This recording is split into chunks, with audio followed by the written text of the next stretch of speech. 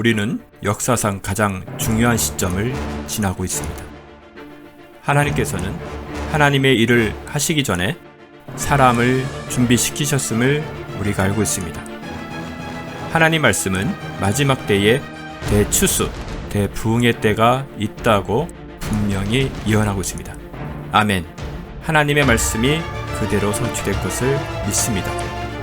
예레미야 눈물은 잠자는 교회와 영혼을 깨우기 위해 노력하고 있습니다.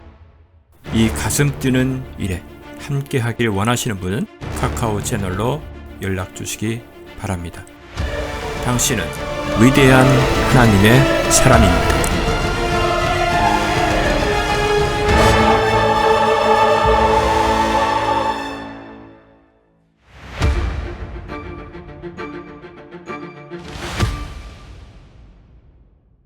오늘은 유다서 1장 4절 우리 함께 보도록 하겠습니다. 유다서 1장 4절 제가 봉독해 드릴게요. 이는 어떤 사람들이 몰래 들어왔기 때문이라. 그들은 옛적부터 이 정죄를 받기로 미리 정해진 자들이며 경건치 않는 자들이라. 그들은 우리 하나님의 은혜를 세귑거리로 만들어, 이제 세귑거리라는 것은 자기에 필요한 정욕, 자기 어떤 욕심을 채우기 위한 뭐 이런 이야기입니다. 세귑거리로 만들어 유일하신 주 하나님과 우리 주 예수 그리스도를 부인하는 자들이니라. 아멘. 자기 세귑거리를 위해서 예수님을 부인하는 자들, 그들을 보고 오늘 유다서 1장 4절은 이단이라 이렇게 정리를 하고 있습니다. 오늘은 이 내용을 여러분들과 함께 이렇게 화면을 직접 보지 못하니까 끝나고 이 내용은 제가 텔레그램에 올려놓을 테니까 설교를 들으시면서 함께 보시면 듣는데 아마 도움이 되실 것입니다. 자, 우리 신천지에 대해서 그 거짓을 좀 우리가 한번 파악해 보도록 하겠습니다. 그런 동영상들은 많은 것 같아요. 신천지가 지금 설교하는 설교를 또 그들이 좀 가르치는 내용을 가지고 그게 왜 성경과 맞지 않는지에 대한 반박, 뭐 이런 내용들은 좀 올라와 있는 걸로 알고 있습니다만, 우리는 좀 지금까지 로마서나 혹은 화요 성경 공부 이런 여러 가지 공부를 통해서 우리가 좀 많이 그런 부분들은 뭐 굳이 할 필요가 없다고 생각을 하고, 좀 남들과 다른 차원에서 신천지가 만들어진 동기, 그들이 원하는 게 뭔지 좀 근본적인 문제를 좀 찾아서 우리가 알고 지나가자 싶어서 오늘은 좀 어떤 그들이 가지고 있는 교리적인 문제의 문제점을, 그거는 뭐 우리가 이제 쉽게 알 수 있는 거라고 생각합니다. 우리가 지금까지 공부했던 어떤 기억이 있으면 그들이 뭘 주장을 해도 이거는 여기에 하자가 있고 이런 문제가 있구나 하고 굳이 하나하나 짚어서 설명하지 않아도 될 만큼 또 여러분들은 어느 정도 기본이 되어 있다라고 생각을 하고, 좀 다른 의도, 그들이 가진 숨은 의도들에 대해서 우리 함께 나눠보는 시간을 가져보도록 하죠. 자, 우선은 이 신천지를 만들게 된 동기가 뭐냐. 사실 이런 걸 좀 파헤쳐야 그들의 근본적인 악행이 뭔지를 우리가 접근해 들어갈 수가 있으니까, 자, 신천지를 만든 동기부터 한번 살펴보면, 자, 이게 왜 만들어졌냐면, 이제 이 교회가 신천지를 만들 수 있도록 사실 하우스처럼 이렇게 온상을 만들어 놓은 건 사실입니다. 자, 어떤 문제로 인해서 신천지 같은 이런 이단들, 특히 이제 한국은 이단들이 하나 생겨서 성공을 하면 또 연달아서 또 하나님의 교회니 이런 게 또 등장을 하게 되고, 또 모르겠습니다. 또 뭐가 생길지는 잘 모르겠습니다. 그러니까 뭐 마음대로 이제 막 해서 이렇게 교회를 파괴를 시켜도 교회는 놀랍게도 속수무책으로 당하고 있다는 거. 이게 전 이제 중국도 그래요. 중국도 뭐 동방번개 뭐 이런 가짜들이 판을 칠 수밖에 없는 것은 이게 삼자 신학이라고 하는 중국 정부에서 하고 있는 신학의 완전히 이제 가짜죠. 그러니까 그런 오류들이 그냥 이단들을 이게 이렇게 온상처럼 이렇게 만들 수밖에 없는 그런 환경을 만들어 놨다는 것이죠. 근데 제가 이렇게 여기저기 이제 이 나라 저 나라 좀 살펴보면서 그래도 이제 기독교의 복음에 좀 근간이 되고 뿌리가 되었던 예, 그래도 이게 백인 사회, 그나마 그래도 뭐 타락을 했든 말든 그나마 영국의 그 어떤 성공회의 문제점들을 깨닫고 이제 청교도 혁명이라는 이게 그런 것을 통해서 이제 미국의 이게 복음을 이제 새롭게 이렇게 단장하기 위해서 시작한, 그나마 그래도 이 백인 사회는 이 복음을 그나마 그래도 지켜보려고 노력한 흔적들이 사실 많이 있는데요. 그러면 우리 한국 교회는 없냐? 있기는 있는데 사실은 그 근본적으로 이 복음에 대한 명확한 이해가 없다 보니까 이 보수적인 신학, 이 복음을 지키기 위해서 노력은 하는데 실제 그걸 지키기 위한 근본적인 복음, 기초, 아주 그 뿌리 깊은 그 근본이 뭔지 잘 모르고 지키려고 하다 보니까 사실은 일부는 복음이 맞는데 일부는 복음이 아닌 건데도 그게 이제 복음인 줄 알고 지키려고 하다 보니까 허점이 너무 많아요.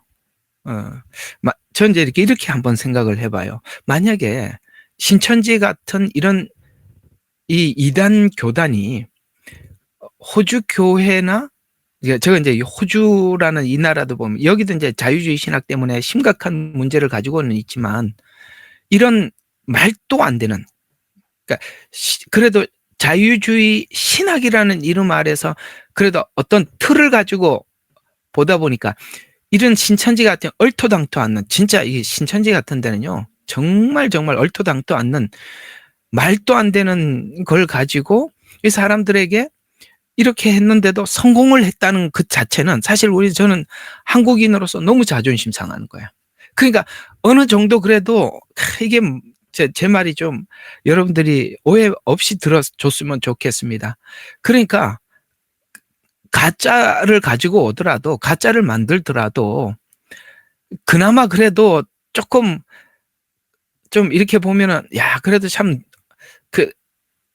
좀 그런 게 있잖아요. 덜 가짜 같은 가짜가 있는데 이거는요 누가 봐도 금방 알 수 있는 가짜인데도 그게 우리 한국 교회에 이렇게까지 영향을 끼쳤다는 것은 사실은 우리 입장에서 너무나도 자존심 상하는 일입니다. 뭐 가짜도 어느 정도로 해야죠. 이게 먹혀 들어갔다는 거에 대해서 사실 우리에게는 너무나도 충격적인 충격이 아닐 수가 없습니다. 이게 보통 충격이 아닌 겁니다. 이게 왜 이렇게 됐냐? 아니 우리 한국 교회가 어느 날, 옛날에는 그래도 복음을 지키고 복음주의적인 성향이 강했다가 어느 순간 이게 교회가 욕심이 들어가기 시작하면서 이게 성장과 부흥, 또 그걸 이제 성과를 보이기 위한 선교, 이제 성장 부흥, 이게 좋은 측면에서 보면은 부흥했다, 성장했다. 그럼 그만큼 많은 영혼들이 주님 앞에 돌아온 게 아니냐라고 그렇게 말을 하는데, 돌아오더라도 돌아온 그들이 순전한 복음 위에서 구원을 받았고 순수한 복음 위에서 세워져야죠. 돌아왔다. 그러니까 성장이라는 것이 무조건 돌아왔지만 그들이 진짜 복음 위에 섰느냐는 다른 문제거든요. 그러니까 사람들은 많이 와 있을지 몰라도 그 안에 내용을 보면 너무나도 허술하다는 거예요. 그렇기 때문에 이런 이단들이 자리를 잡을 수 있도록 틈을 내줬다는 것에서 너무나도 자존심 상하는 게 이래 신천지 같은 이런 자들이 성공을 했다는 게 너무나도 안타까운 일입니다. 더 나가서 이제 선교는 또 순수하게 우리가 성장하고 하나님께서 복을 주셨고 우리가 이토록 많은 나라에 가서 많은 선교사들이 선교를 했다라고 우리가 치부할지 몰라도 이건 성공에 대한 증명으로 하는 경우도 저는 많다고 봅니다. 현장에서 각 교회들이 선교를 지향하는 그 마음의 그 깊숙한 내용의 목적을 보면 실상은 그걸 보여주기 위한 선교가 많았음에 대해서 부인할 수 없습니다. 그게 보였거든요. 많이 보였습니다. 그러니까 이런 것들에 대해서 이런 취약점들을 파고 들어오게 되죠. 정작 오늘 여기에 있는 여러분들이나 성도들은 진짜 알고 싶어, 교회를 다니면서 알고 싶은 게 뭡니까? 복음에 대한 본질 아니겠습니까? 맞죠? 저는 여러분들이 이렇게 하면 부흥을 하고, 이렇게 하면은 신부 단장을 하고, 이런 이야기보다는 진정으로 여러분 가슴속 깊은 곳에 알고 싶어 하는 것은 성경이 말하는 이 본질적인 말씀들 말이죠. 예를 들어서 초림의 구원은 무엇이며 다시 오셔서 재림으로 구원을 완성하는 이 사이에 하나님은 어떤 분이며 예수님은 어떤 분이며 성령님은 어떤 분이며 나는 그 안에서 어떤 존재인가. 사실은 우리가 이런 게 진짜 궁금한 것이지, 우리가 열심히 해서 교회를 크게 세우고 많은 사람들이 오고 그 다음에 이렇게 많은 선교를 하고, 그건 외형적으로 드러난 성장이라고 하면 우리 마음속 깊은 곳에 생기는 의문들, 하나님에 대한 근본적인 질문들 말이죠. 그러니까 이런 궁금증들을 이게 성도들이 너무나도 많이 안고 있었어요. 그걸 안고 있는 중에 이 신천지는 이들에게 그 궁금증을 풀어주는 듯한 첫 번째 접근하면서 시작했던 비유풀이. 여러분, 이 비유풀이를 통해서 너무나도 많은 사람들이 그 신천지 교리에 첫 번째 접근을 하게 되고 많이 혹했던 거 아시죠? 그래서 많이 넘어가게 되었습니다. 비유풀이는 그들이 처음에 시작했던 그 비유풀이는 대략 많은 부분들이 복음을 설명하면서 많이 설명을 해줘야만 되는 부분들이었습니다. 그들이 처음에 풀었던 이 비유풀이의 많은 부분들은 이 교회가 복음을 전하면서 해야 했던 말들이었어요. 틀리지 않았던 게 많았다는 겁니다. 제 이야기는. 이 비유풀이, 그들이 했던 처음에 그 비유풀이에는 맞는 말들이 굉장히 많았습니다. 그러나 그 비유풀이를 하면서 많은 비유풀이를, 예를 들어서 비유풀이를 하면서 처음에 성경 공부를 2시간을 했다면 딱 정확하게 한두 개 정도만 그들이 원하는 걸 집어넣었습니다. 대부분은 맞는 이야기였는데 그들이 원하는 한두 가지를 살짝 집어넣어서 우리의 생각을 약간 이렇게 방향을 약간 틀어놓죠. 그래서 또 그 비유풀이 때문에 그런 신비로운 해석 때문에 또 오게 만들어서 또 듣게 하고, 그 다음번에 약간 더 작업을 하고 약간 더 작업을 해서 결국엔 그들이 이제 돌아올 수 없는 방향으로 꺾어져 버린 거거든요. 원래 우리가 방향을 전환한다는 것은 한순간에 기억자로 꺾어버리면 누가 눈치를 못 채겠습니까? 그러나 약간 0.01도, 0.05도, 0.07도 이렇게 꺾어감으로 인해서 사람들이 그 복음이라는 방향을 나도 모르게 놓치게 만드는. 그래서 우리 처음에 이 비유풀이라는 접근을 통해서 마치 비밀을 열어서 우리 성도들이 궁금해하는 것이 어떤 것인지 너무나도 잘 아니까 그걸 열어서 궁금증을 해석해 주는 듯 하면서 그들이 해석하는 그 어떤 신비로운 해석 방식에 나도 모르게 젖어들게 만들어서 결국은 그들이 원하는 어떤 목적이 있어요. 그 방향으로 전환하도록 유도해 갔다는 것. 저는 제가 알고 있는 분들 중에서도 꽤 몇 분이 지금 신천지에 가서 아주 열심히 충성하고 있는 분들이 있거든요. 저는 결혼하기 전에 그 중등부 담당 지도 교사를 맡았었습니다. 저희 사모님하고 같이. 저는 고등부 지도교사였어요. 이제 그 밑에 이제 중등부 지도교사 집사님이 계셨어요. 참 친하게 지냈죠. 그분은 이제 중등부를 담당하고 계셨고 저는 고등부를 담당하고 있었기 때문에 참 친하게 지냈어요. 이제 선교지에 갔다가 돌아오니까 차를 한 잔 마시고 이제 저녁 식사를 했는데 이건 몇 시밖에 이제 시간이 이제 몇 시에 어떤 무슨 약속이 있다고 그러시는 거예요. 그래서 뭐 일반적인 그냥 약속인갑다 싶어서 그래서 뭐 누구를 만나기로 약속이 돼 있냐 이렇게 어떻게 한번 묻게 되었어요. 그랬더니 이분이 이제 성경 공부를 지금 어디에서 어떤 선교사님이 성경 공부를 시키고 있는데 너무나도 신비롭다는 거예요. 그게 조금 이상했습니다. 그래서 아니 어떤 선교사님이 어떤 성경 공부를 시키는데 이렇게 저하고 만나는 시간까지도 그 시간을 지키려고 그분이 좀 그럴 분이 아닌데 그게 좀 이상해서 물었었어요. 이게 쭉 들어보니까 대략 어떤 성경 공부를 시키느냐라고 물으면 제가 그때 이제 막 신천지가 비유풀이를 가지고 사람들한테 가르치고 그렇게 시작할 때였어요. 그래서 혹시나 이분이 신천지에서 지금 교육을 받고 있나 이런 생각이 언뜻 들어서 제가 이제 물었습니다. 혹시나 이런 성경 공부를 하거든. 그 신천지인 줄 알고 절대로 도배우면 안 됩니다. 다음번에 이분들이 이렇게 가르치걸랑 빨리 나오셔요. 거기 신천지입니다. 라고 내가 언지를 줬어요. 나중에 제가 얘기를 들었더니 목사님이 이야기한 대로 그렇게 가르쳐서 신천지인 줄 알고 왔습니다. 근데 내가 이제 너무 답답하고 화가 나서 물었어요. 집사님,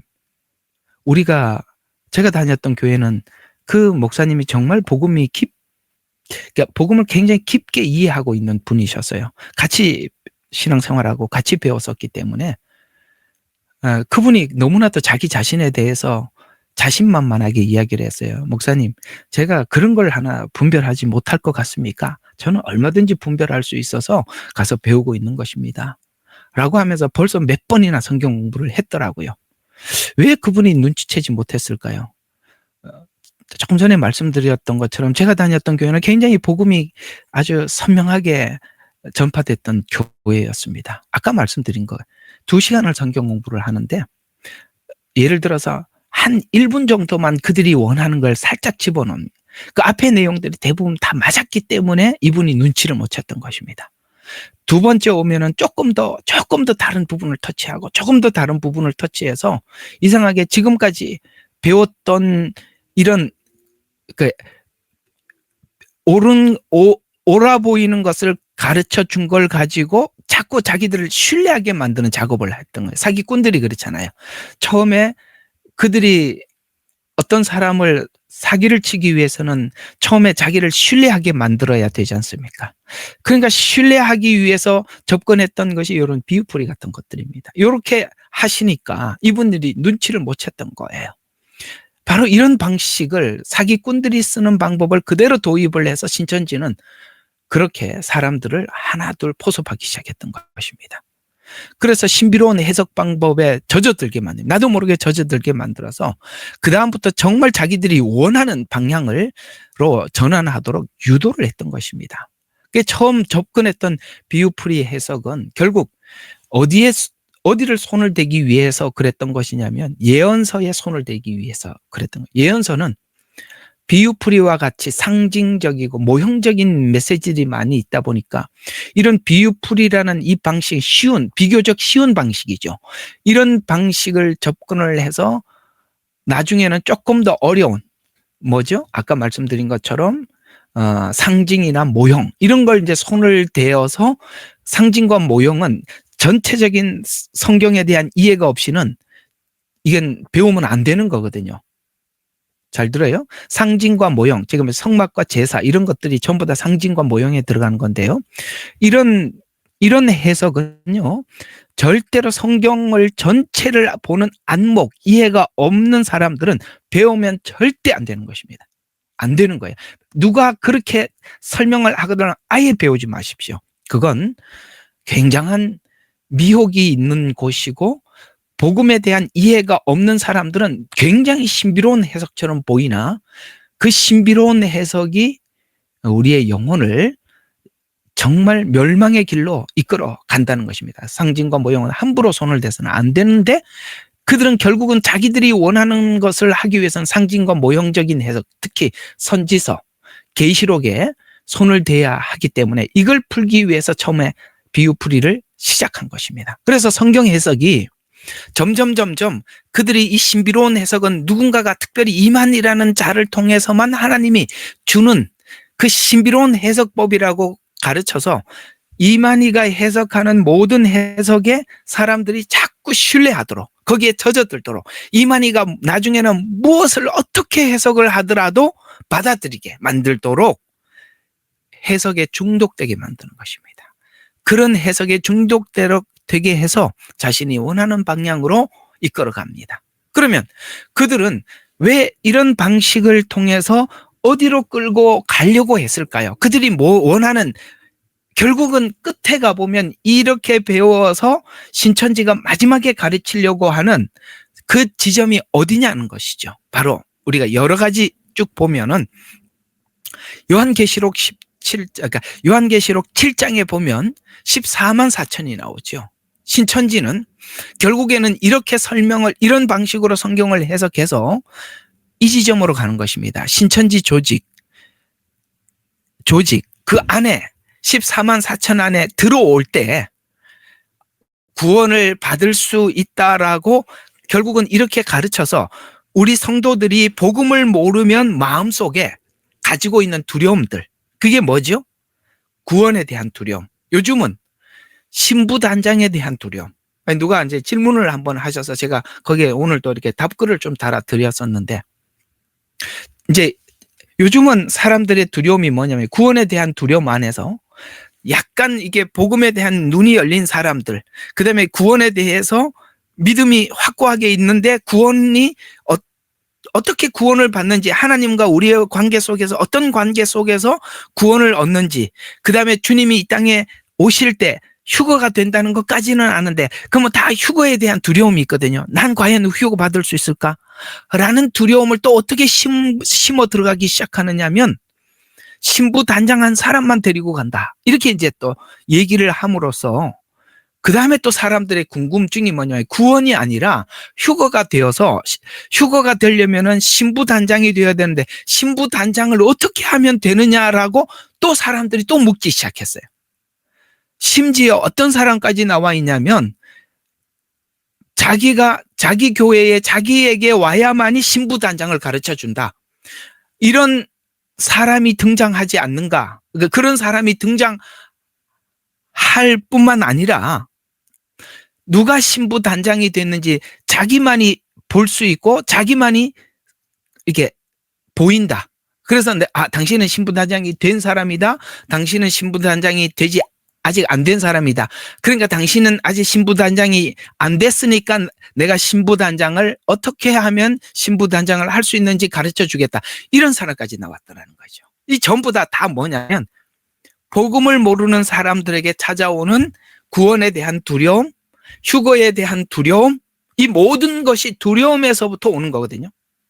결국은 성경은 이 모든 두려움은 사랑 안에는 두려움이 없고 온전한 사랑은 두려움을 내쫓는다고 했는데 결국은 하나님과 우리 사이의 관계가 사랑이라는 짙고 깊고 분명한 것으로 이 복음 안에 예수 안에 내가 있고 내 안에 예수가 있다라는 이런 복음의 그 깊고 깊은 이해를 하지 못하면 거기에 대한 자신이 없는 사람들에게는 구원에 대한 두려움과 휴거에 대한 두려움이 끊임없이 반복되어서 오늘 이런 신천지가 접근하게 되고 또 다른 이단, 아까 말씀 또 다른 이단이지 않습니까? 우리 교회에 와야 신부단장을 할 수 있다. 신부단장이 안 된 사람들은 내 말을 들어야 한다. 그래서 또 거기 속박이 되도록. 그러니까 이런 사람들은 신천지뿐만 아니라 또 다른 이단이 계속 낼 수밖에 없는, 거기에 귀를 기울일 수밖에 없는 것은 이 복음에 대한 이해가 없는 사람들은 전부 다 그럴 수밖에 없어. 그래서 14만 4천이라는 그 숫자에 들어가기 위해서 신천지 조직은 구원에 대해서 안달나게 만들어서 그들이 원하는 무슨 말이든지 듣도록, 따르도록 그렇게 유도해서 끌고 가더라는 것이죠. 다 어디서 오는 거예요? 복음에 대한 부재. 아까 왜 교회가 이렇게 됐다고요? 자꾸 부흥과 성장에 초점을 맞추다 보니까 그 복음에 대한 본질에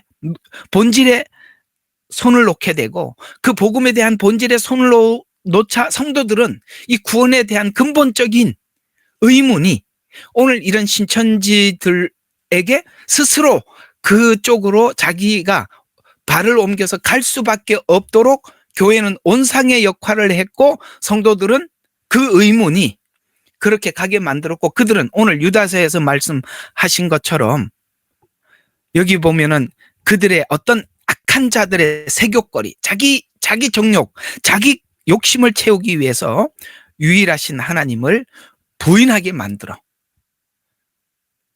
양떼들을 불러서 착취하여 그 악한 일들을 하도록 교회가 방조하게 되었고, 성도들은 스스로 걸어갈 수밖에 없는 이런 구조를, 사실은 우리 지금까지 한국교회가 죄송합니다. 한국교회 전체를 폄훼하는 것은 아닙니다만 그 장을 열어두었다라고 이렇게 봅니다. 그런 모든 것을 감안을 해서 어쨌든 저희는 로마서를 통해서 복음에 대한 진수가 무엇인지, 그 다음에 예언서를 통해서 재림이 어떤 것인지, 그 다음에 수요 예배를 통해서 우리 안에 키워져가는, 자라가는 영성은 하나님이 어떻게 키워가는지, 화요 예배를 통해서 오늘 이런 부분들을 함께 다루는 이유도 이런 모든 것을 감안을 해서 어떤 것도 부족함이 없도록, 여러분들이 예언을 통해서 미혹한다든가 거짓 복음을 통해서 미혹하더라도 여러분 스스로가 그걸 판단할 수 있는 그런 자들이 만들어지기 위해서 어쨌든 저와 여러분은 함께 노력하고 있음에 대해서 서로가 좀 알아주고 또 하나님 앞에 감사했으면 좋겠습니다. 안달나게 만들어서 14만 4천 안에 어찌든지 들어가게 하기 위해서 지금 대략 제가 보니까 2019년도 아까 통계를 보니까 한국의 신천지가 20만 7,504명이라고 그랬어요. 2019년. 근데 지금 2015년이잖아요. 이거 2015년? 이게 뭔 소리야? 2025년. 2025년이잖아요. 그러면 지금 6년이 더 지났는데요. 이 인원만 하겠습니까? 호주에도, 시드니에도 이게 신천지가 엄청 활동하고 있는 걸로 저는 알고 있습니다. 난 너무나도 이런, 그러니까 급이 낮은 이런 이단이 이토록 교회를 잠식해 간다는 거에 대해서 정말 수치심을 느낍니다. 분노를 느낍니다. 지금 그때 20만이라면 지금은 뭐 숫자가 얼마나 많겠습니까? 그때도 14만 4천에 들어가기 위해서 정말 자기들끼리는 정말 피 터지게 싸웠어요. 왜? 14만 4천이 돼야만이 그 하나님 구원의 그룹 안에 들어간다고 생각을 하거든요. 그러니 사람 인원은 많아지고 그 14만 4천에 들어가려고 하는 사람들이 많으니까 그 안에서 얼마나 경쟁이 치열하겠어요. 그래서 여러 사람들이 지금도 그렇대요. 지금도 여러 사람이 모여서 함께 한 사람을 전도를 하면, 한 사람을 전도하고 나면 자기 이름으로 전도했다고 하기 위해서 그렇게 서로 싸운답니다. 왜? 자기 이름을 내가 그 숫자가, 전도한 숫자가 많아야만이 14만 4천에 들어간대요. 그러니 5명이 같이 가서 한 사람을 전도하고 나면은 자기 이름을 올리려고 얼마나 싸우는지 말이에요. 참 이 사람들이 하는 게 얼마나 악랄한 수법인지 아시겠죠? 딱 우리 뭐라 그러죠?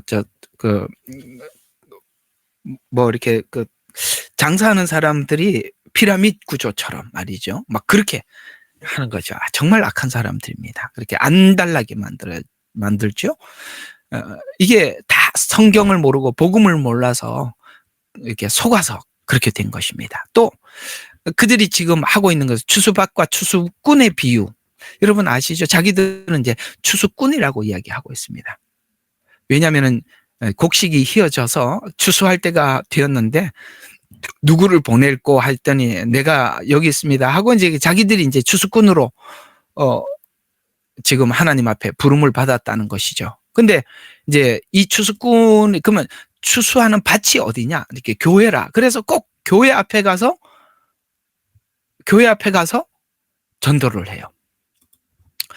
저희가 여기 시드니에 와서 초창기에 있었던 일입니다만 여기는 이제 교회마다 이렇게 워킹홀리에 오는 사람들이나 이렇게 그냥 잠시 비자로 오시는 분들이 있어서 그런 분들은 이제 자가용이 없다 보니까 교회가 이제 차량 운행을 하는데 특별히 이제 여기가 스트라스필드라고 거기 이제 한인들이 굉장히 많이 거주하는 그 한인촌이 있어요.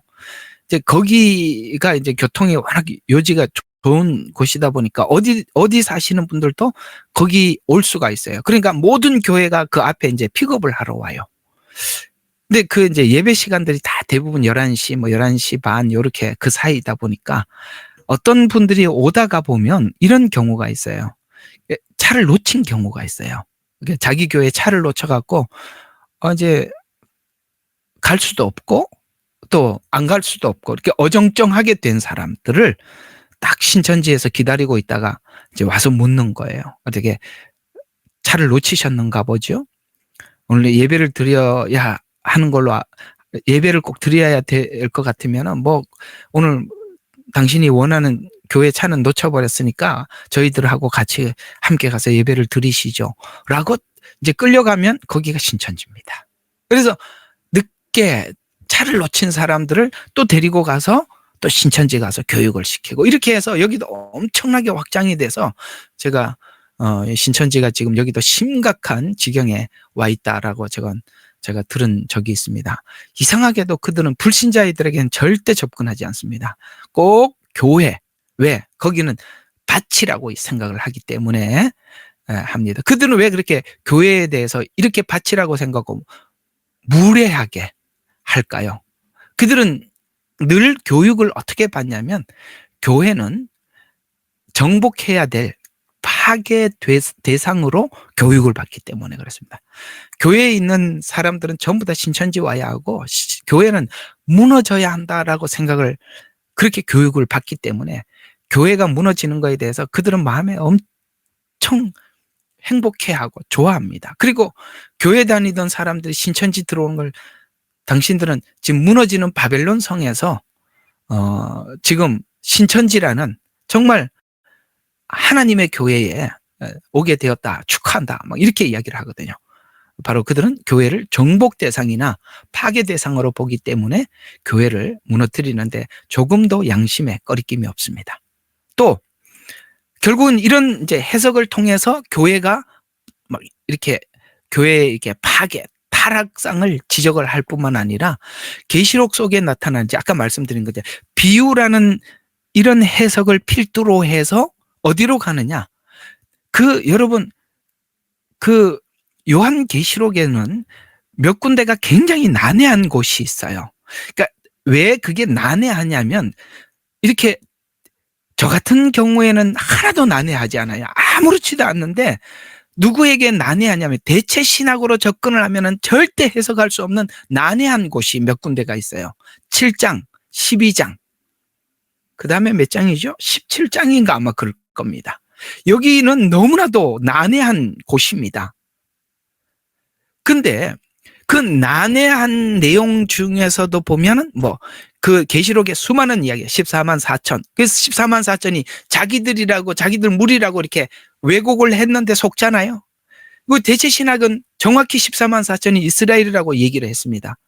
그러니까 이 14만 4천에 대해서 속지 않겠죠. 여러분들은 안 속겠죠. 왜요? 14만 4천은 이스라엘이라고 제가 여러 군데를 통해서 증거를 했고 이제는 확고합니다. 그러니까 지금 신천시에서 말하는 14만 4천이 그들이 아니라는 거에 대해서 우리는 알기 때문에 속지 않는 것이지만 그러나 대체 신학은 14만 4천이 그들이 설명하고 해석하는 방식으로는 누가 들어도 가짜예요. 시원하지가 않단 말이에요. 왜 성경이 그들이 구약에 있는 12지파와 그 다음에 신약에 있는 12사도를 대표하는 이건 어디서도 증명이 안 된단 말이에요. 그건 거기서만 자꾸 그 성경 한 곳으로 한 구절을 가지고 자꾸 우겨대는데 성경은 짝이 있단 말이에요. 근데 그 짝이 없다고. 이 말을 뒷받침해 줄 수 있는 짝이 없으니까 듣는 사람도 시원하지가 않아. 그래서 이 대체신학으로 설명을 해놓으면 사람들은 여전히 퀘스천이 생기고 의문이 남아 있어요. 그러니 14만 4천이 이렇게 속여 먹어도 사람들이 모르고 속아 넘어간다는 거예요. 이렇게 무서운 겁니다. 모르면 이렇게 당하는 거예요. 또 계시록 안에는 상징적인 메시지들이 많이 있는데 거기에 나팔, 그 다음에 짐승들, 그 다음에 거기 등장하고 있는 별, 뿔, 뭐 이런 것들이 다 상징성을 갖고 있지 않습니까? 그런데 이렇게 속여 나중에는 무조건 이만희가 해석하는 것이 하나님께서 이만희에게만 계시하고 있다라고 사람들이 생각을 하고 있기 때문에 이만희가 무슨 말을 하고 어떤 식으로 해석을 해도 다 받아들이다 보니까 거기 나오는 이 상징적인 이 내용들을 전부 다 신천지 조직과 연결을 시켜서 이만희와 연결을 시켜서 모든 권위를 독점하는 거예요. 해석의 권위를 독점하게 되고 모든 권위를 독점하게 되어서 우리가 모든 믿음이란 모든 권위를 하나님께, 모든 권위가 하나님께로부터 나오고 하나님께 우리가 모든 것이 묶여 있잖아요. 그 안에서 우리 믿음이 있는 거거든요. 모든 권위가 하나님께 있기 때문에. 그런데 신천지는 결국에는 모든 권위를 이만희 자신에게 연결시킴으로써 절대화시켜. 가장 권위 있는 존재로 사람들이, 그래서 그가 무슨 말을 하든지 성경보다 더 권위 있는 그런 말로 들리게 만들어서 맹목적으로 무조건 복종하게 만들더라. 이것이 그들이 목적하는 지점이라는 것이죠. 또 재림과 구원에 대해서도 이렇게 설명을 하고 있는데요. 신천지 교육을 받고 수료를 하고 그다음에 거기에 이제 졸업한, 보셨죠? 운동장에서 무슨 경기장에서 스타디움에서 거기서 수많은 무슨 지파 그래가지고 똑같은 옷을 입고 거기다가 무슨 대학교 졸업하듯이 졸업장을 수료식을 하는 거 보셨지 않습니까? 와, 정말 구역질 나는 진짜 구역질 나는 짓이죠. 그렇게 해서 이 사람들은 거기에 신천지 교육을 받고 수료를 받은 사람들을 그 안에 이제 소속된 자들로 이렇게 제한을 시켜서 점점 제한을 시켜서 더더욱 그 14만 4천에 들어가기 위해서 안 달라도록 스스로 안 달라도록 그렇게 만들더라는 것이죠. 진짜 교회는 절대 사람들 그렇게 하지 않습니다. 또 이제 왜 이렇게 됐느냐? 이제 우리가 아까 말씀드린 것처럼 우리 교회가 이게 부흥설교에 너무나도 집착해서 교리에 약한 부분들을 타고 들어왔기 때문에 그렇습니다. 자, 그러면 신천지에 왜 이런 해석의 사람들이 놀아날까요? 이젠 여러분들이 지금까지 계속 강해설교가 얼마나 강점을 가지고 있는지 여기서 이제 여러분들과 함께 깊게 나눌 수 있는 상황이 왔습니다. 왜냐하면 여러분들이 강해설교를 듣지 않았더라면 이걸 설명해 줄 수가 없을 텐데 강해설교를 들어왔기 때문에 왜 이들이 여기에 넘어가게 됐는지를 설명을 하면 여러분들이 이제는 이해할 수 있어요. 왜? 강해설교를 들어왔기 때문에. 자, 여러분 아까 상징적인 모형적인 비유적인 메시지들은 우리가 근본적인 복음에 대한 전체적인 틀을 가지고 있지 않으면 자기 마음대로 해석할 수 있어요. 마음대로 갈 수 있는 위험이 있어요. 그러나 복음을 알고 있는 자들에게는 굉장히 깊게 복음을 이해하도록 열어줍니다. 성막이 그렇고 제사가 그렇고 절기가 그렇죠. 이게 대표적인 상징이거든요. 모형이거든요. 근데 지금 우리가 조그마한 성막 하나 가지고 얼마나 길게 공부를 하고 있습니까? 그 성경 전체가 담겨 있지 않습니까? 지금 우리가 그걸 나누고 있잖아요. 왜 우리가 그렇게 깊게 나눌 수가 있느냐? 우리가 복음 전체를 알고 있으니까 이 성막이라는 한 모형을 가지고 그렇게 길게 깊게 설명을 해줄 수 있고 여러분들도 받을 수 있는 것입니다. 상징은 그토록 깊고 깊은, 진짜 깊은 의미를 담고 있습니다. 그런데 이 상징과 모형이 복음을 모르는 사람들에게는 오늘 이 사단들이 마음껏, 이 이단들이 마음껏 사용해서 얼마든지 왜곡할 수 있다는 거예요. 그러니 복음을 모르는 사람들이 상징과 모형을 배운다? 엄청나게 위험한 겁니다. 절대 배우면 안 되는 겁니다. 복음을 알고 보면은 그게 보이는 것입니다. 자, 이 상징과 모형, 이걸 모르면 얼마든지 왜곡하고 왜곡당할 수 있다. 자, 우리 이런 위험성에 대해서 성경은 우리에게 경고한 바가 있습니다. 고린도전서 2장 10절부터 14절을 한번 보시죠. 제가 말씀드렸던 이게 얼마나 조심해야 하는지 이렇게 성경은 우리에게 경고하고 있습니다. 고린도전서 2장 10절에서 14절 제가 한번 읽어보도록 하겠습니다. 자, 9절부터 보는 게 좋겠네요. 자, 그러나 기록된 바와 같으니 하나님께서는 자기를 사랑하는 자들을 위하여 예비한 것들은, 자, 자기를 사랑하는 자들을 위해서 예비하는 것들은, 자, 이건 눈으로 보지도 못하고 귀로 듣지도 못하고 마음속에 들어본 적도 없다라고 말씀하고 있습니다. 근데 사실 이게 제가 옛날에는 좀 이런 문맥적인 해석이 너무나도 좀 약하다 보니까 제가 배웠던 목사님 한 분은 이걸 이제 훗날 하나님 앞에 가서 받을 상급이 마음으로 생각하지도 못하고 귀로 듣지도 못하고 그 생각도 못하고 눈으로 보지 못했던 걸 그런 상급을 준비해서 기다린다라고 그렇게 말을 하셨었는데 그걸 문맥으로 보면 그 얘기가 아니었었어요. 그러니까 이제 다 그런 이제 좀 하자가 있는 거거든요. 그런데 이건 지금 그런 얘기를 하는 게 아니라는 것을 그 뒤에 문맥으로 보면은 바로 들통이 납니다. 이렇게 문맥이 중요한 거예요. 그럼 하나님께서 하나님이 사랑하는 사람들을 위해서 예비한 것은 눈으로, 귀로, 마음으로 들어보지 못했다는 것은 쉽게 말해서 우리가 눈으로 보고 귀로 들었다는 것 때문에 마음으로 생각했다는 것은요, 우리가 알고 있는 우리 이성 안에, 우리 인간이 생각하고 판단할 수 있는 이성 안에라는 뜻이거든요. 근데 하나님이 준비하신 계시와 복음은 이런 뜻이에요. 하나님께서 우리에게 열어주시고자 하셨던 계시의 복음은 우리가 우리 이성으로는 판단할 수 없는 것으로 준비해 두었다 라고 하면서 11절을 보면 사람의 일을 그 사람 안에 있는 사람의 영이 아니면 누가 알리요? 하나님의 영이 아니면 누가 알리요? 이와 같이 하나님의 일도 하나님의 영이 아니면 아무도 모르느니라. 그러니까 어때? 10절은 상급에 관한 이야기가 아니라는 걸 금방 그 11절이 증명하고 있죠.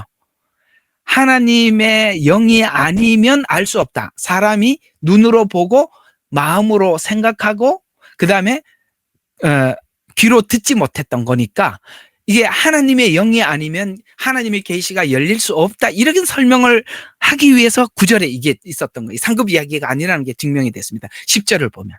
그러니까 문맥이 그렇게 무서운 거예요. 영이 아니면 하나님의 왜냐면은 이는 성령님께서는 모든 것, 심지어 하나님의 깊은 것까지도 통찰하시기 때문이다. 자, 하나님의 영이 아니면 성경이 안 열린다고 설명을 하고 있어요. 11절. 사람의 일이 그 사람 아니자. 하나님의 영이 아니면 아무도 모르느니라. 12절. 우리가 세상의 영을 받지 아니하고 오직 하나님께로부터 온 영을 받았으니 이는 우리로 하나님께서 우리에게 값없이 주신 것을 알게 하려 함이라. 아멘. 바로 그래요. 인간은요, 눈으로 보고 귀로 듣고 마음에 생각하는 것은 모든 것이 작용과 반작용의 법칙이에요. 조건의 법칙이에요. 뭘 해서 얻는 것. 이게 우리 인간이 생각하고 있는 논리적 사고예요. 구원을 얻기 위해서는 뭐를 해야만이, 구원을 얻기 위한 뭔가를 대가를 지불해야 구원을 받는다라고 생각하는 게 눈으로 보고 마음으로 생각하고 귀로 듣는 거. 이게 이성 안에서 나오는 논리란 말이에요. 그런데 여기 하나님께서 12절을 보니까 하나님께서 우리에게 값없이 주신 것을 알게 하려고 인간의 이성으로 알 수 없는 하나님의 성령님만이 이걸 열어줄 수가 있다. 왜요?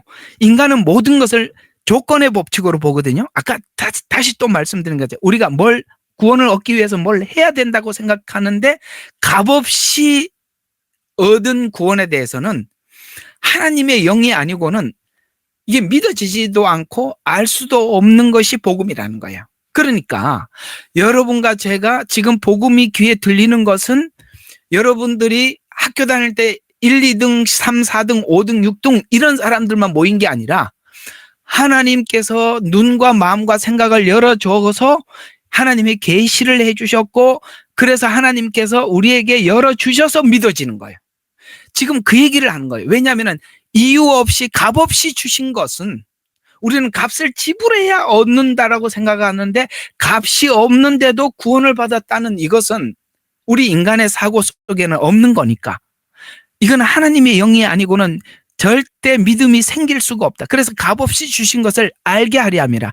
이것이 복음이 값없이 준 것을 알게 하기 위해서 하나님의 영이 아니고는 불가능하다. 13절 또한 우리가 그것을 말하되 인간의 지혜로 가르치는 말로 하지 아니하고 그렇습니다.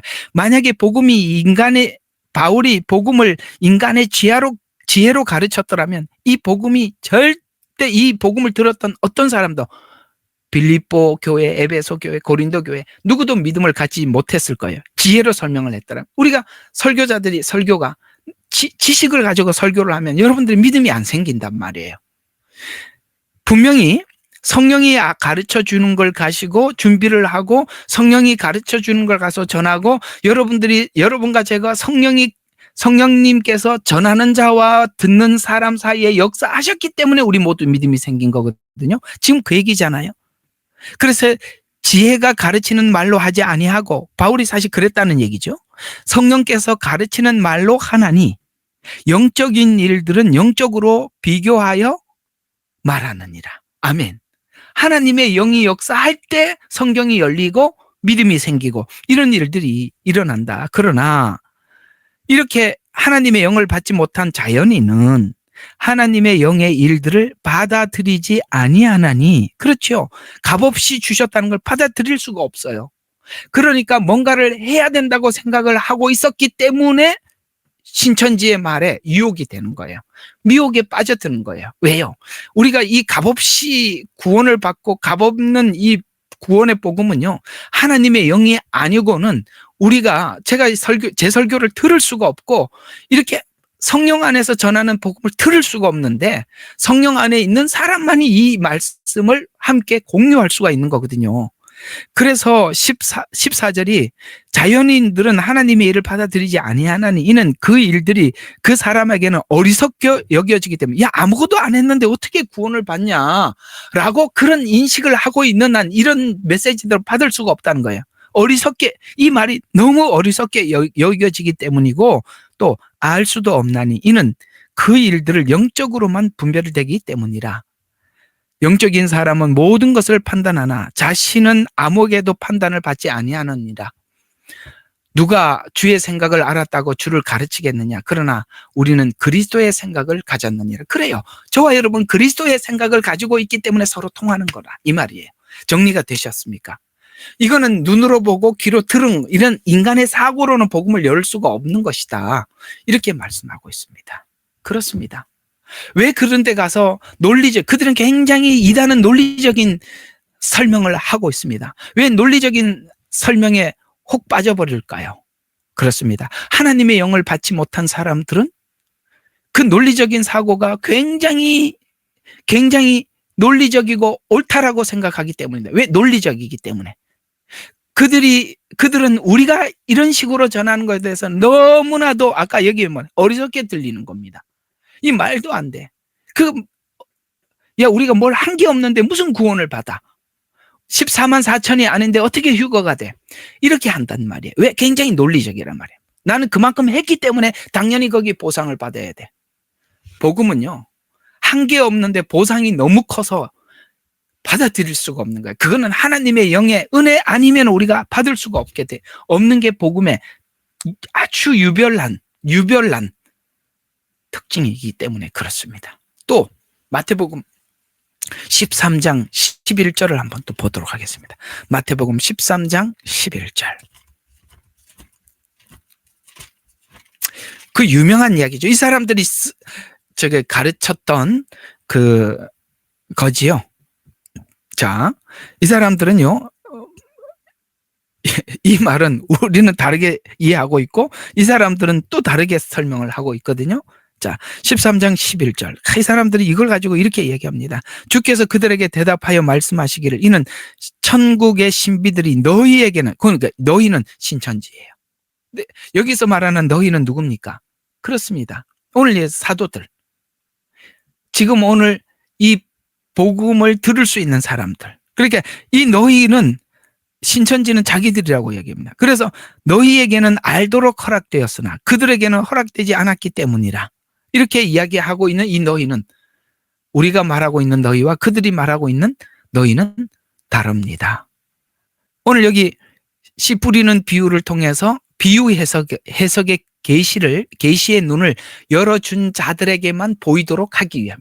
이게 비유나 모형과 상징은 하나님께서 열어주지 않으면 완전히 중구난방으로 가는데 중구난방으로 갈 수 있는 것이기 때문에 이렇게 너무나도 비참하게 엉뚱하게 정말 구역질이 날 만큼이나 비유가 상할 만큼 이렇게 가짜로 해석을 할 수 있고 그들은 그게 진짜 해석인 양 꼭 붙잡고 있더라는 것이죠. 문맥과 단절이 되면 모든 비유적 상징적 해석이 모두 닫힙니다. 그래서 우리는 지금 이렇게 강해 설교의 강점이 바로 이런 데 있는 겁니다. 여러분들이 최소한 그 강해 설교를 하면서 전체는 모르더라도 이 강해 설교를 하니까 다르더라. 앞에 내용과 뒤에 내용이 끊어지지 않고 연결이 되더라라고 지금 여러분들은 그걸 지금 계속 익숙하게 배우고 있는 중이거든요. 이게 얼마나 큰 건지 여러분들이 지금 뭔가를 한 가지 꼭 잡고 있는 것이 그러니까 뭔가 하나 꽉 잡힌 거는 없다 할지라도 여러분에게는 신비롭게 뭔가가 하나 만들어져 가고 있는 것 중에 하나가 뭐냐면 성경이 연결되어 있더라는 것에 대해서 여러분들은 많이 공감해 가고 있다는 것은 여러분들은 굉장히 내면이 튼튼해져 가고 있다는 것. 여러분 스스로는 지금은 탁 꺼내놓을 만큼이나 보여줄 게 없을지 몰라도 여러분 언젠가 이런 자들을 만났을 때 여러분들이 내 안에 얼마나 단단하게 뿌리를 내려서 만들어져 있는지를 그때서야 여러분들 빛이 날 것입니다. 저는 여러분들도 모르는 사이에 그렇게 준비되어져 가고 만들어져 가고 있음에 대해서 의심치 않습니다. 이게 강해 설교가 가지고 있는 너무나도 중요한 강점이기도 한 것입니다. 최소한 이 신천지 같은 곳에 가 있는 분들이 성경이 문맥을 따라서 설명을 하고 있다는 것 정도만 알고 있더라도 이렇게도 너무나도 말도 안 되는 이런데 넘어가지 않고 그 정도까지 이야기했을 때 당장 알아차렸을 텐데 교회가 이런 것조차도 성도들에게 이런 인식을 할 만큼이나 이 복음에 대한 성경이 설명하고 있는 이 설명을 놓쳐버린 결과 이제는 너무나도 이렇게 자존심 상하는 이런 이단이 교회를 파괴시키는데 속수무책으로 있다는 것에 대해서 이 속상함을 어떻게 다 말할 수가 있겠습니까? 그들은 철저하게 문맥과 단절시켜서 이 상징성을 가두어 감추어 자기들이 원하는 곳으로 끌고 가서 결국 신천지는 예언 성취를, 앞으로 남아있는 마지막 주님 오심에 대한 예언 성취를 자신들의 단체 안에서만이 그 일이 가능하다라고 귀결시키는 구조로 설명을 해가고 있다는 것입니다. 그래서 신천지가 깊이 빠져있는 사람들하고 대화를 하면 어떤 것 하나도 대화가 되질 않습니다. 얼마나 멀리 갔는지. 우리가 최소한 성경을 역사, 성경 전체의 역사, 그 다음에 그 역사가 뭘 말하려고 하는지, 그 다음에 각 권, 마태는 누구에게, 왜 처음에 족보를 썼는지, 이게 유대인에게 보내는 서신이다 보니까 구약에 있었던 율법과 은혜 사이에 우리가 지금 어떤 상태에서 예수님을 만났는지, 이런 이야기들이 마태복음을 쓰게 된 동기거든요. 최소한 그래서 제가 모든 성경을 하기 전에 그토록 동기 설명을 그렇게 많이 하는 거예요. 시편 하나를 하더라도 이 시편이 어디를 배경으로 어떤 상황에서 어떤 심정에서 이 시편을 기록하게 되었다고, 그 성경에는 그 배경을 자세히 설명을 하고 있지는 않지만 그만큼 배경이 중요하다는 거예요. 역사, 그 다음에 각 권을 기록했던 저자, 기록 목적, 이런 맥락에서 현재 독자들에게, 이 성경을 읽고 있는 저와 여러분의 독자들에게 뭘 전달하려고 하는지 전달 목적을 찾아 성경을 해석하게 될 때 우리는 이런 가짜들로부터 우리 자신을 보호할 수가 있다는 것입니다. 또 우리는 지난날 교회가 이렇게 강해 설교가 시작된 지 얼마 안 됐어요. 특별히 강해 설교를 하더라도 강해 설교 안에서 구속사적 관점에서 강해 설교를 하는 것은 더더욱 보기가 힘듭니다. 약간 옛날에 주제 설교를 변형을 해서 그 주제 안에서 마치, 그러니까 강해 안에서 주제를 찾아서 조금 색다른, 그저 강해라는 색다른 방식의 설교는 했지, 진짜 우리 모두가, 저는 성도들이 진짜 알고 싶어하는 부분은 강해 안에 있는 주제 설교보다는 강해 속에 흐르는 구속사적 메시지, 그 안에 예수님이 어떻게 등장하느냐, 하나님은 어떻게 등장하고 그 사이에 나는 어떻게 반응을 해야 하는가라는 이 부분에 대한 궁금증이 여러분들에게 가장 크다고 생각합니다. 그런 차원에서 보면 이 화요 성경 공부 같은 이 성경 공부는 정말 중요하고, 주일날 오후에 하고 있는 이 스가랴서 같은 거는 너무나도 재림복음에 너무나도 중요하고요. 초림복음, 이 복음이 뭐냐라고 이야기하고 있는 로마서 같은 거는 너무나도 보석 같은 것들입니다. 여러분 자신도 모르게 이렇게 성경이 기록되었음을 알아가고 있고, 여러분도 모르게 지금 담겨가고 있는 것입니다. 바로 이 신천지 같은 단체는 교회 설교의 주제 설교의 약점을 팔고 들어와서 지금 그 주제 설교의 약점이 오늘 신천지의 이 수많은 무리들을 만들어낸 것입니다. 그러려면 간단하죠. 이걸 어떻게 밝혀낼 수가 있겠습니까? 그럼요. 강해 설교의 강점을 살리고, 특별히 강해 설교 속에 있는 구속사적 말씀들을 살려낼 때 자연스럽게 이런 이단들은 성도님 여러분 개개인이 바로 파악할 수 있고 구별할 수 있게 되겠죠. 그런 차원에서 저는 다시 한번 이런 가짜들, 이단들을 우리가 해결하기 위해서는 강해 설교의 강점을 살려야 한다라고 주장하는 바입니다. 또 이들은 어떤 부분을 파고 들어왔느냐? 교회 공동체에서 오는 성도들 간의 그 교감, 교제에서 오는 안정감, 소속감. 이상하게 교회를 요즘은 다니는 분들이, 사실 대형교회 사람들이 많이 몰리는 것은 신앙생활을 안 할 수는 없고, 그 다음에 작은 교회를 다니자니 너무나도 목사님 가까이서 눈앞에서 이렇게 코치를 받아야 되기 때문에 사실 많은 분들이 대형교회 간 건 사실입니다.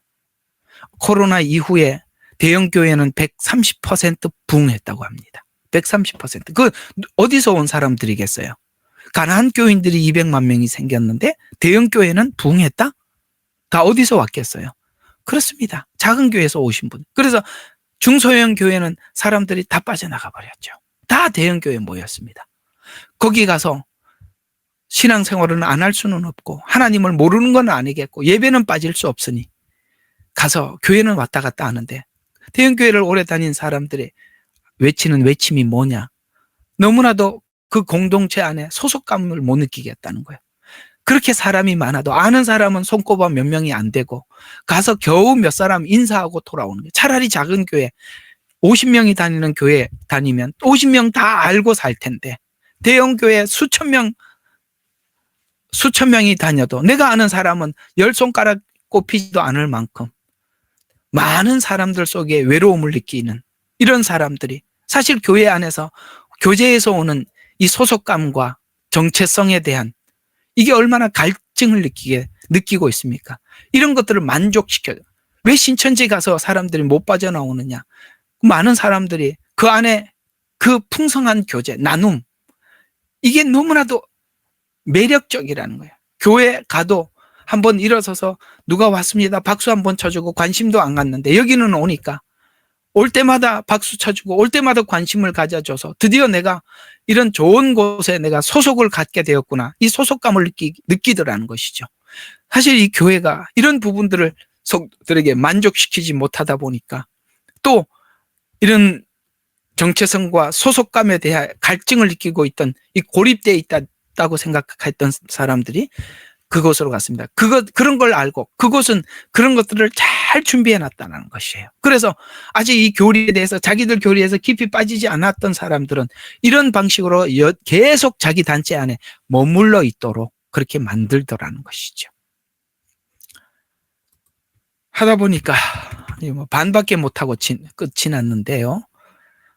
다음 주 한 번 더 신천지 나머지 부분들 또 있거든요. 이게 신천지는 짜집기가 돼 있는 곳이다라는 것을 또 여러분들과 함께 나눠 보도록 하겠습니다. 어떻게 짜집기가 돼 있느냐?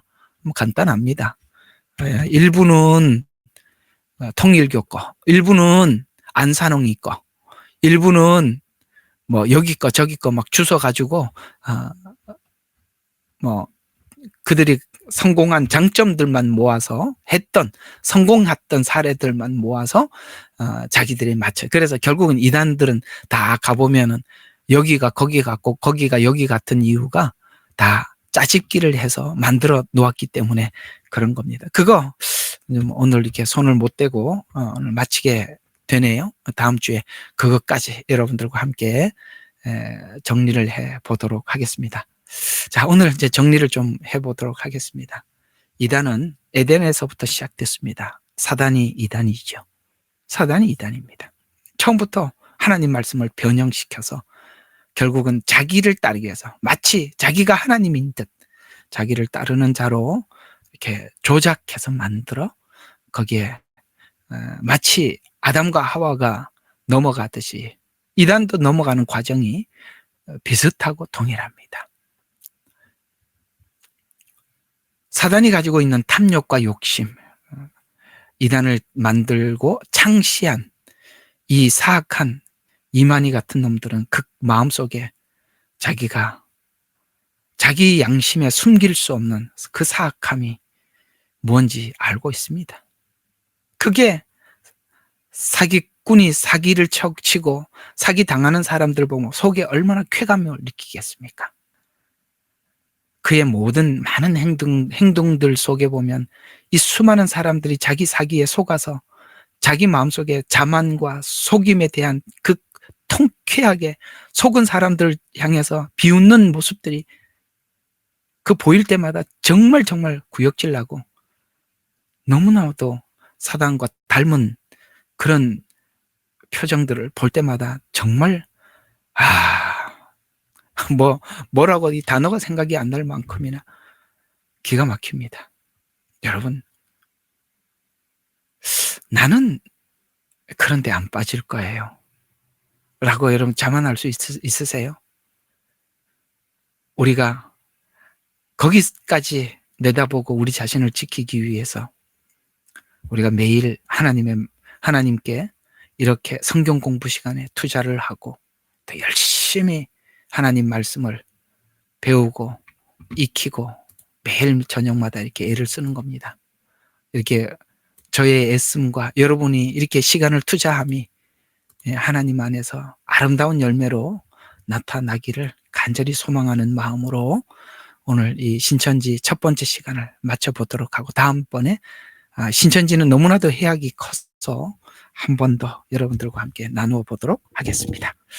기도하고 마치도록 하겠습니다. 사랑의 하나님 아버지, 악한 사단은 거짓 선지자들을 앞세워서 우리 속에 있는 복음을 변형시켜 마치 사단을 따르도록 하는 것 같이 이단의 교주를 따르게 해서 그 교주를 따르는 것이 곧 사단을 따르는 것임을 저희들은 잘 알고 있습니다. 하나님, 우리가 그것을 분별하기 위해서는 건성건성 예수를 믿어서는 안 되고, 건성건성 성경을 해석해서도 안 되고, 대충 성경을 봐서도 안 됨을 고백합니다. 하나님, 사단은 각 사람들이 가지고 있는 교만을 통해서 교주를 만들어내듯 우리 각 성도들이 가지고 있는 자존심 때문에 하나님 이렇게 진리의 말씀에서도 얼마든지 떠날 수 있음을, 사단은 우리 속에 있는 그 악을 충분히 여러 가지 형편 속에서 아버지 하나님 이단을 만들 수도 있고 이단에 속하게 만들 수도 있다는 것을 알고, 우리가 항상 하나님 앞에 하나님 주신 걸 소중하게 여길 줄 알고 붙잡을 줄 알고 양보하지 않고, 하나님 우리가 아버지 하나님 낮은 마음으로 우리 자신을 지켜나갈 수 있도록 도와주시옵소서. 아버지 하나님, 이 이단을 만든 교주들의 그 교만함과 거만함과 오늘 우리가 가지고 있는 아버지 하나님 교만함이 다르지 않음을 하나님 알게 해주시고, 이 교만한 마음을 사단이 언제든지 사용할 수 있음에 대해서 인식해서 언제나 하나님 우리가 낮고 낮은 마음으로, 겸손한 마음으로 하나님 우리 자신을 지켜나갈 수 있도록 항상 낮은 마음을 허락하여 주시옵소서. 주여, 사랑하는 성도들, 오늘 이 말씀 마음에 꼭 새겨둘 수 있도록 저들의 가슴속 깊이 이 말씀을 주시옵소서. 예수님 이름으로 기도합니다. 아멘. 예레미야의 눈물은 시대에 맞는 말씀 선포와 변질되지 않은 순수 복음을 외치고 있습니다. 함께 연결되어 하나님께 예배드리며 이 마지막 때에 하나님께 쓰임받길 원하시는 분은 카카오 채널로 연락 주시면 연락드리도록 하겠습니다. 고정 댓글에 채널 경고와 착제에 대비한 예비 채널과 제2채널 링크를 올렸습니다. 이 채널 또한 구독 부탁드리겠습니다. 감사합니다. 우리는 역사상 가장 중요한 시점을 지나고 있습니다. 하나님께서는 하나님의 일을 하시기 전에 사람을 준비시키셨음을 우리가 알고 있습니다. 하나님 말씀은 마지막 때에 대추수, 대부흥의 때가 있다고 분명히 예언하고 있습니다. 아멘. 하나님의 말씀이 그대로 성취될 것을 믿습니다. 예레미야 눈물은 잠자는 교회와 영혼을 깨우기 위해 노력하고 있습니다. 이 가슴 뛰는 일에 함께 하길 원하시는 분은 카카오 채널로 연락 주시기 바랍니다. 당신은 위대한 하나님의 사람입니다.